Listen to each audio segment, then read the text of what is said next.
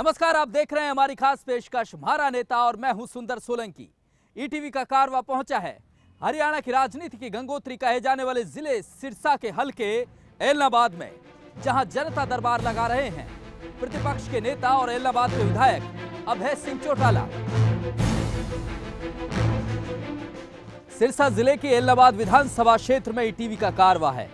एलनाबाद विधानसभा के बाबत आपको बता देते हैं, करीब 1.5 लाख मतदाता यहां हैं।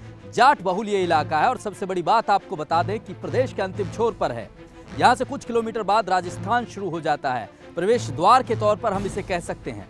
लेकिन अफसोस की बात यह है कि यहाँ समस्याओं का अंबार लगा हुआ है। चाहे बात शिक्षा की करें तो यहाँ टीचर नहीं है, स्वास्थ्य की करें तो डॉक्टर नहीं है, और बात करें रोजगार की तो रोजगार के नाम पर कुछ नहीं है। इसके अलावा पानी की बड़ी समस्या है, पीने के पानी की समस्या है, किसानों के लिए सिंचाई के पानी की समस्या है। ऐसे में बड़ी बात जो सरकार लगातार दावे कर रही कि सबका साथ सबका विकास, यहां लगातार अनदेखी देखी जा सकती है।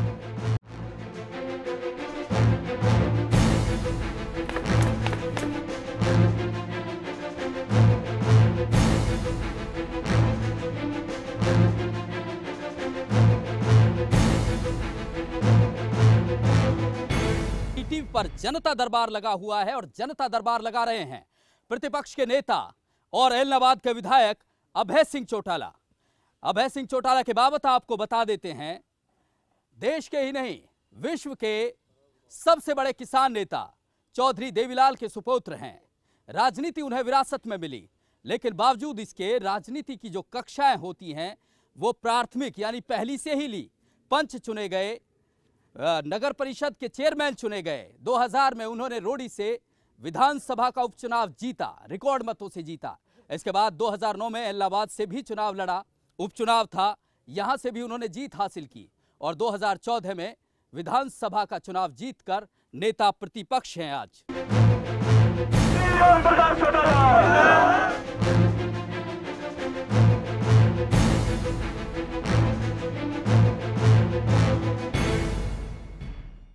जी हां, सिरसा जिले के एलनाबाद विधानसभा क्षेत्र में जनता दरबार लगा हुआ है और जनता दरबार लगा रहे हैं प्रतिपक्ष के नेता और एलनाबाद के विधायक अभय सिंह चौटाला। सर, स्वागत है आपका। पहला सवाल यही है कि जो स्थिति प्रदेश में खट्टर सरकार की, 1 साल की सरकार हो गई है और सरकार ये नारे लगा रही है कि 1 वर्ष सर्वत्र हर्ष, आपकी प्रतिक्रिया? मेरी प्रतिक्रिया नहीं, ये जो लोग आए बैठे हैं, आप प्रतिक्रिया तो इनसे लेना सबसे। लेकिन मैं एक ही बात कहना चाहूँगा कि इस 1 वर्ष के अंदर, आज मुझे राजनीति में 30 वर्ष से ज़्यादा हो गए और मैंने बहुत सी सरकारें देखी है। इस देश में बहुत बड़े बड़े बदलाव देखे। नई सरकारों से लोगों की क्या इच्छाएं होती है, इसके बारे में भी लोगों से मिलकर के सुना और देखा है। लेकिन ये पहली सरकार है जो 1 वर्ष के अंदर हर एक कम्युनिटी के अंदर अनपॉपुलर हो चुकी है। चाहे वो खेती करने वाला व्यक्ति है, चाहे मजदूरी करने वाला। मुआवजा दिया है ऐसा हमने पहली नहीं, चाहे खेती कर, हम मुआवजे की बात तो आप मुआवजे की बात तो ये लोग आपके सामने अभी बता देंगे कि किस ढंग से इनको मुआवजा मिला है। यहाँ जो गेहूं की फसलें खराब हुई उसका 1 पैसा मुआवजे के रूप में नहीं मिला। नरमा, कपास और ग्वार की खेती करने वाले किसान हमारे इस इलाके के। आज सरकार की तरफ से घोषणा तो सितंबर में हुई थी कि हम आपको मुआवजे के रूप में 12-12 हज़ार रुपये प्रति एकड़ के हिसाब से देंगे। नई फसल की बुआई होगी, गेहूं में कोर हमारे कहते हैं जो पहला पानी लगता है, वो भी लोगों ने लगा दिया। अब तक 1 नया पैसा मुआवजे के रूप में किसी किसान को नहीं मिला। जब मैंने विधानसभा में मुख्यमंत्री से पूछा था कि आपने मुआवजा क्यों नहीं दिया अब तक, तो वित्त मंत्री जी खड़े हो गए, रेवेन्यू मिनिस्टर भी है, वो कहने लगे कि हम आज गिरदावरियाँ करा रहे हैं। मुझे बड़ी हैरानी हुई जब उन्होंने ये बात कही। मैंने उनसे पूछा कि आप किसान के घर में पैदा हुए हैं क्या? उन्होंने कहा मैं किसान का बेटा हूँ। मुझे बड़ी हैरानी तब हुई जब उसने हाँ भरी इस बात की। आप ये देखिए कि किसान का बेटा अगर होता, कभी खेत जा कर के देखा होता, तो फिर मान करके चलो सितंबर में जब फसलें खराब हो रही थी तभी गिरदावरी करवाते, तभी उसकी राशि तय कर देते कि कितना पैसा किस किसान को दिया जाएगा। आज नई बिजाई होगी, आज एक पानी लग गया फसल के अंदर, कोर लगा दी गई, अब वो कहते हैं गिरदावरी कराने। अब क्या गेहूं की गिरदावरी करा रहे हैं क्या? जो गिरदावरी कपास की होनी थी, गवार की होनी थी, वो तो करवाई नहीं, और अब नई गिरदावरी की बात करते हैं। जिन लोगों को इस बात का ज्ञान नहीं है, हम उनसे क्या उम्मीद करेंगे कि वो हमें किसान को किसी प्रकार का करप्शन बिल्कुल खत्म कोई एक कर दिया मुआवजा है दे। उन्होंने। अब जहाँ तक करप्शन का सवाल है, वो कहते हैं हमने ख़त्म कर दी। गेहूं का, इसका जो धान का घोटाला हुआ, हमने हाउस के अंदर भी और हाउस से पहले मुख्यमंत्री से मिलकर कहा था कि किसान की जेब पे डाका पड़ा है। ये पहली दफ़ा हुआ है इस उसकी जांच प्रदेश, करवा रहे हैं वो। नहीं, ये पहली दफ़ा इस प्रदेश के अंदर है कि किसान की फसल का 200 रुपया क्विंटल सीधा सीधा ले लिया गया, और ये कह के ले लिया कि अगर नहीं दोगे तो अपना धान उठा करके ले जाओ। हमने जब कहा कि इसकी जांच कराओ, तो कहते हैं कि हम इसकी जांच करवा देंगे। किससे कराएंगे जांच?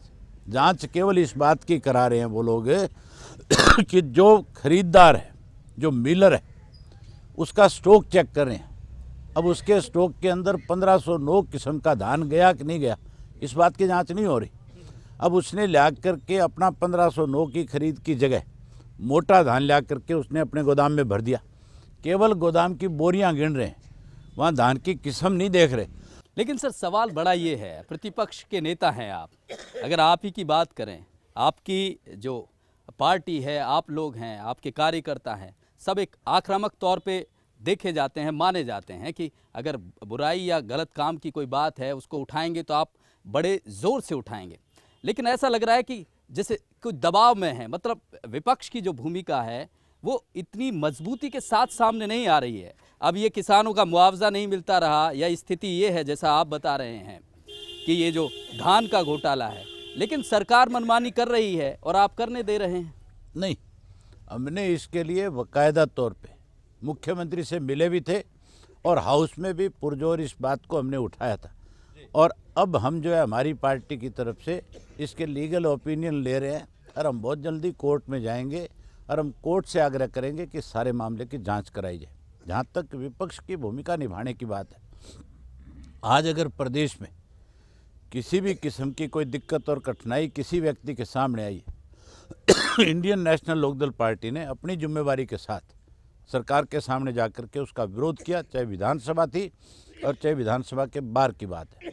और ना केवल विरोध, बल्कि आज 23 तारीख से लेकर के लगातार अब तक हमारी पार्टी की तरफ से अलग अलग विधानसभा क्षेत्र की तरफ से धरने दिए जा रहे हैं। वो धरना जो और पंचकूला में दिया जा रहा है, हम धरना तब तक जारी रखेंगे जब तक किसान का बढ़ा हुआ किसान का नहीं, इस प्रदेश के हर उपभोक्ता का बढ़ा हुआ बिजली का रेट सरकार वापस नहीं ले लेगी। हम सरकार को इस बात के लिए मजबूर और बाध्य कर देंगे कि उनको ये रेट वापस लेने पड़ेंगे। आज हरियाणा प्रदेश के गांव-गांव के लोग इस बात का फैसला करने जा रहे हैं। सामूहिक रूप से गांव इकट्ठे होकर के बिजली के बिल जला रहे हैं और ये फैसला ले रहे हैं कि हम तब तक बिल नहीं भरेंगे जब तक सरकार इनको वापस नहीं ले लेगी।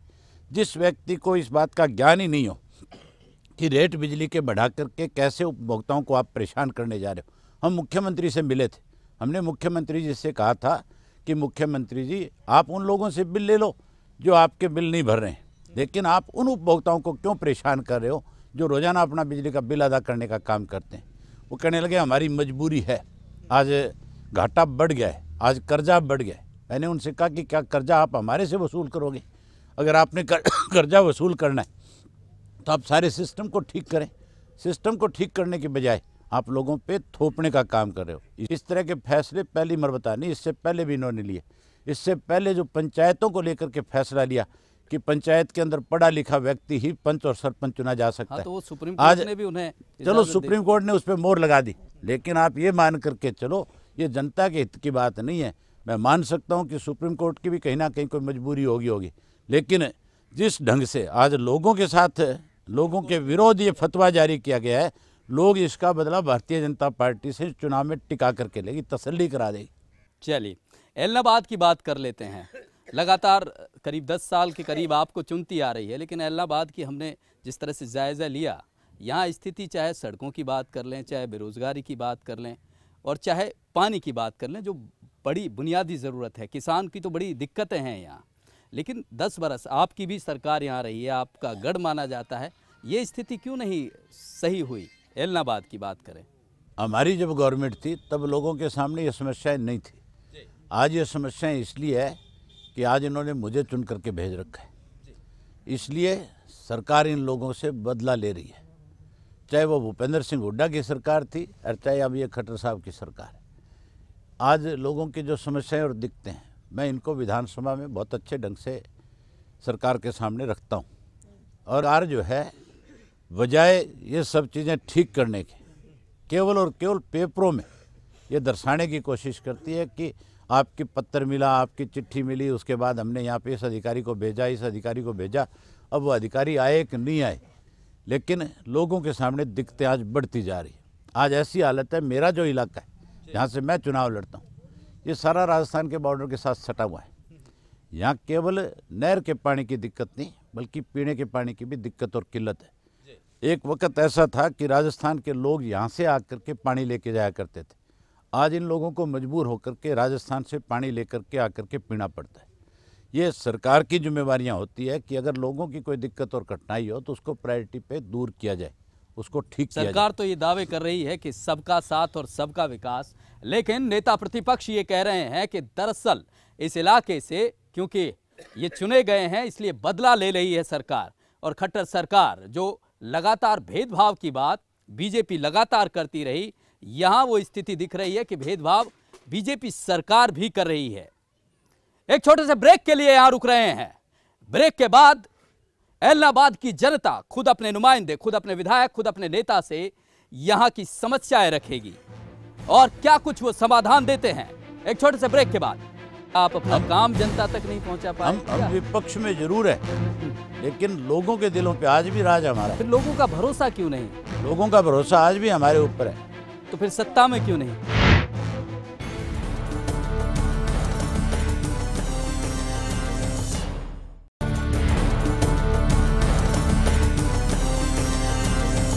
ब्रेक के बाद स्वागत है आपका। ईटीवी पर जनता दरबार लगा हुआ है और जनता दरबार लगा रहे हैं प्रतिपक्ष के नेता एलनाबाद के विधायक अभय सिंह चौटाला। अभय सिंह चौटाला के साथ उनकी जनता है, उनसे रूबरू है, क्या कुछ समस्याएं हैं जान लेते हैं। जी रखिए अपनी बात।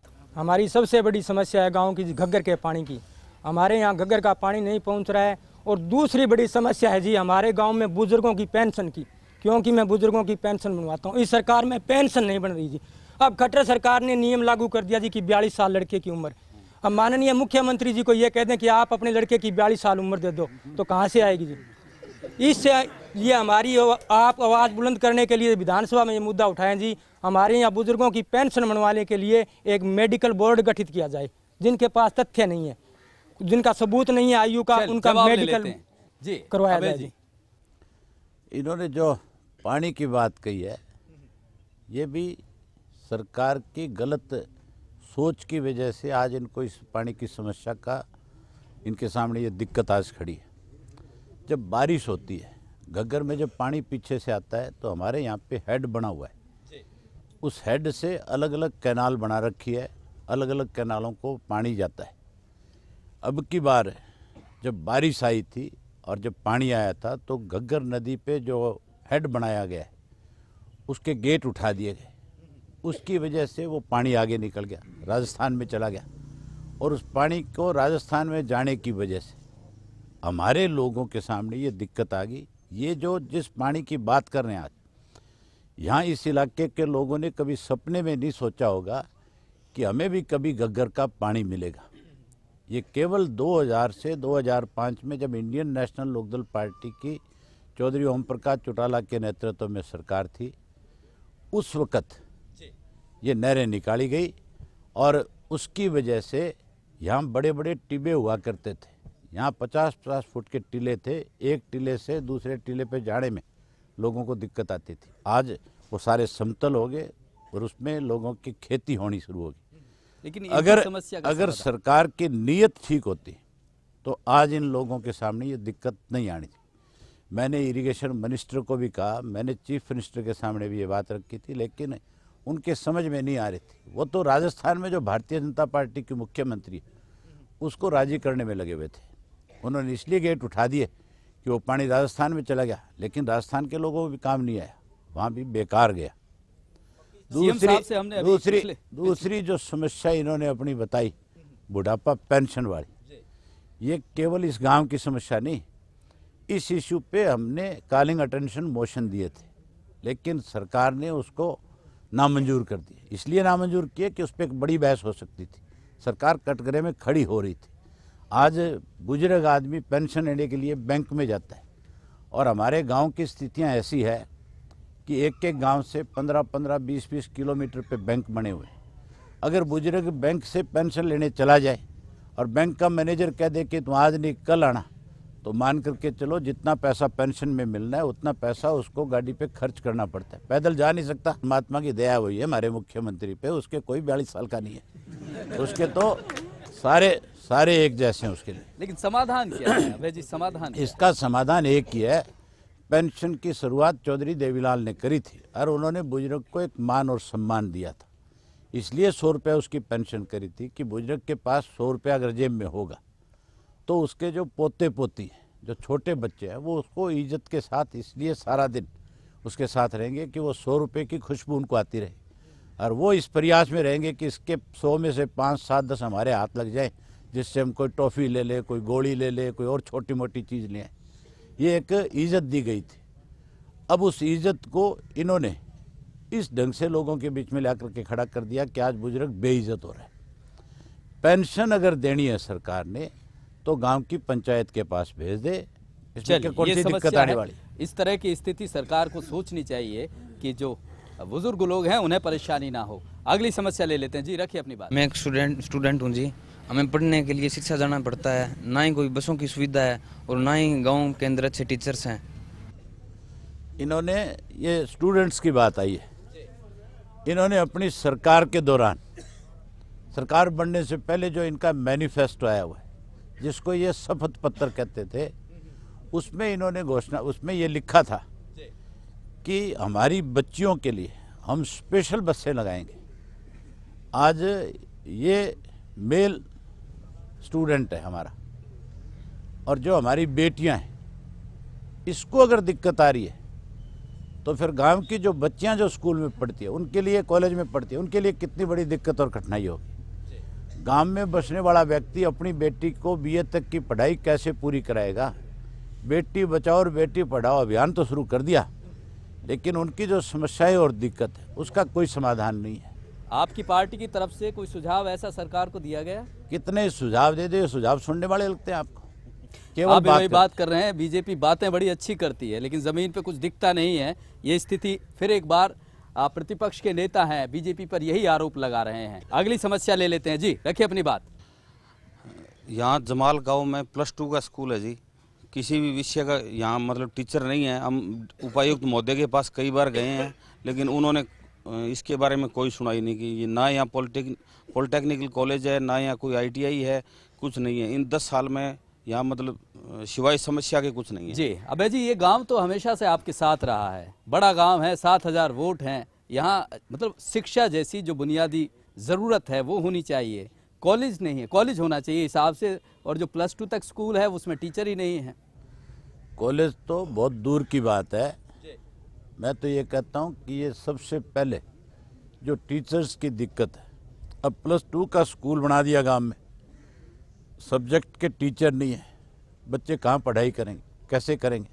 फिर रिजल्ट जो आज 30-35% आया है, शिक्षा में अगर सुधार होता, अगर स्टाफ पूरा होता, अगर स्कूल की हालत ठीक होती, तो फिर मान करके चलो 35% रिजल्ट नहीं आता प्रदेश का, फिर रिजल्ट आपका 80-90% पे जाकर के खड़ा होता कहीं ना कहीं। ये केवल सरकार की भाषण देने से या कहीं अखबार में ये खबर छपवाने से मान के चलो कि हम आगे नहीं बढ़ पाएंगे। जब तक इन सब चीज़ों का जो दिक्कत और कठिनाइयाँ हैं इनको दूर नहीं करेंगे तब तक काम नहीं चल पाएगा। इनकी समस्या बिल्कुल ठीक है, बड़ा गांव है, 6-7 हज़ार वोट है यहाँ पे, बड़ी आबादी है गांव की। एक स्कूल नहीं, यहाँ 2 स्कूल की ज़रूरत है, लेकिन एक का स्टाफ पूरा कर दे तो कम से कम यहाँ के बच्चे तो पढ़ लें। यहाँ के बच्चे तो प्राइवेट स्कूलों में ना जाएं। अभय जी कह रहे हैं कि दरअसल बड़ा गांव है, जमाल गांव में जनता दरबार लगा हुआ है। सरकार भले ही बड़े बड़े दावे कर रही है कि शिक्षा के स्तर में उन्होंने सुधार किया है, लेकिन यहाँ स्थिति जमीन पर कुछ नहीं दिखाई देती है।